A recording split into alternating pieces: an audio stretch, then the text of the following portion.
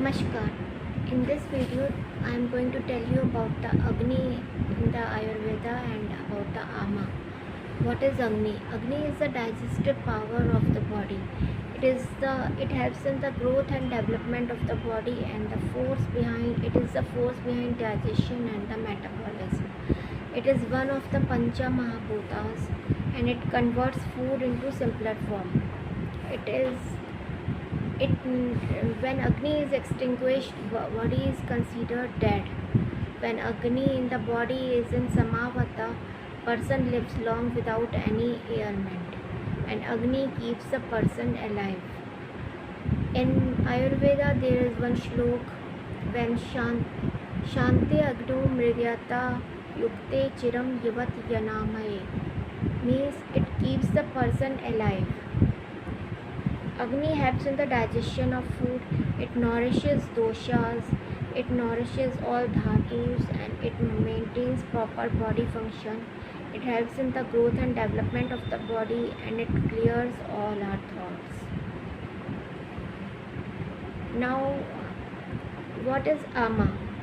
Ama is opposite of Agni.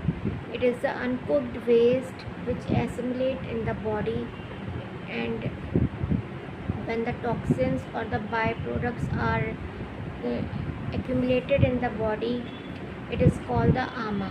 It is the impaired Agni, and it causes diseases by dilating doshas. Qualities of Ama are opposite to that of Agni. Agni is hot and sharp, and Ama is cold, dull, and heavy. Impaired Agni leads to the impaired digestion and metabolism, which leads to incompletely processed food which accumulate in the body, and it leads to the Ama, which is not digested food, which is not digested properly. It is called the Ama. When Agni decreases, Ama increases, and vice versa. Now we are going on to the types of Agni. Agni is divided into 13 types as per the function and the site of all action. First is the Jathara Agni. It is present in the stomach or the duodenum. Second is the Bhuta Agni. It consists of 5 Agnis which form the basic 5 element. Third is the Dhatva Agni, and these are of 7 types, one in each dhatu. Jata Agni is the energy of the bioenergy. It digests food to provide nutrition to food, and it is responsible for the normal function of all the Dhatva Agni and the Bhuta Agni. Very important type of Agni, as ingested food first comes to the Jatra, and it digests the food and then transform it for the utilization by the Dhatus. Grihani or the duodenum. It is the seat of the Jathara Agni. Jathara Agni is divided into 2 parts. First is the Prasada Bhaga, and second is the Kitta Bhaga. Prasada Bhaga is the essence portion which is absorbed by the body, and the Kitta Bhaga is the waste products such as the feces, urine, sweat, which all are excreted and which is eliminated by the body. Jathara Agni is again divided into many types.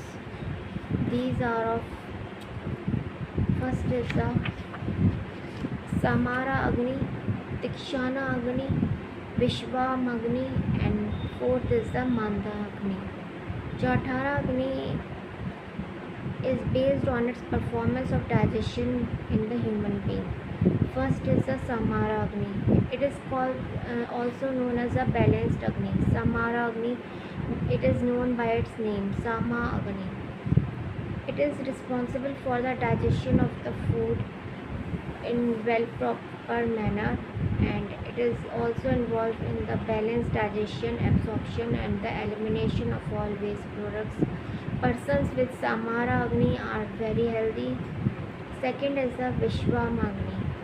It is responsible for the irregular digestion, and in this Vata becomes excess, and digestion is not proper, irregular appetite and indigestion and abdominal distension, and it can cause formation which leads to the black coating on the tongue. Third is the Tikshana Agni. Tikshana Agni means hypermetabolism.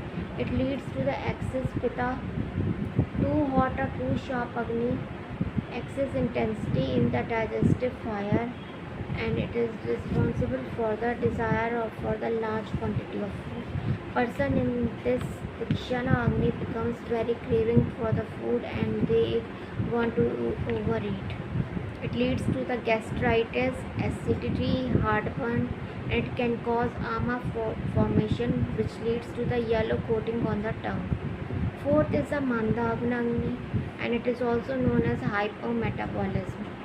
It leads to the excess kapha, underactive persons, dull, sluggish digestion, and unable to digest small amount of food, less appetite, slow metabolism, heaviness in stomach, frequent cold, cough, congestion. When ama forms white coating on the tongue, and when Mandagni is increased, it is responsible for most of all the diseases. And there is one shlok known as Roga Sarvayagni Mandegnu, means all diseases are due to the Mandagni only. All diseases are due to the ama which accumulates in the body.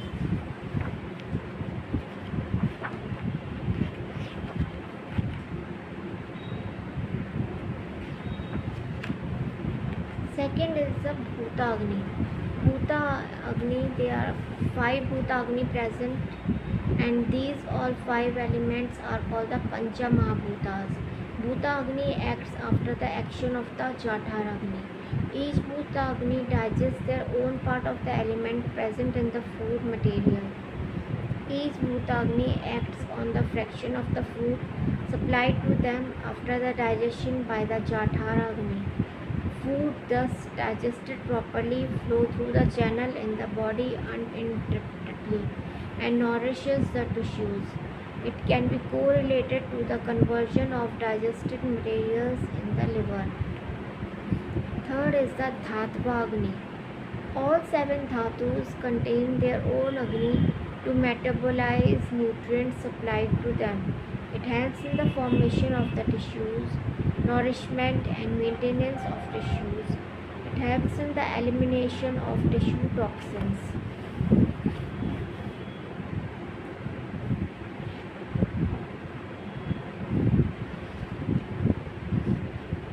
Jatara Agni digests food to provide nutrition to the food.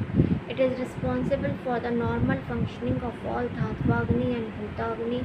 It is very important type of Agni as ingested food first comes to Jatara, digests the food and transform it for utilization by the Dhatus.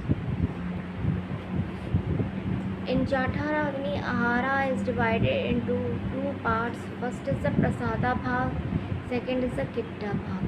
Prasada Bhag is the essence portion which is absorbed by the body, and Kitta Bhag is the waste products such as urine, feces which is eliminated by the body.